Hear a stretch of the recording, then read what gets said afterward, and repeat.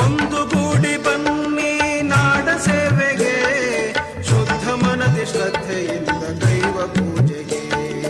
ಒಂದುಗೂಡಿ ಬನ್ನಿ ನಾಡ ಸೇವೆಗೆ, ಶುದ್ಧ ಮನದಿ ಶ್ರದ್ಧೆಯಿಂದ ದೈವ ಪೂಜೆಗೆ. ಬದ್ಧರಾಗಿ ದಿವ್ಯ ಧ್ಯೇಯ ಆದರ್ಶಕ್ಕೆ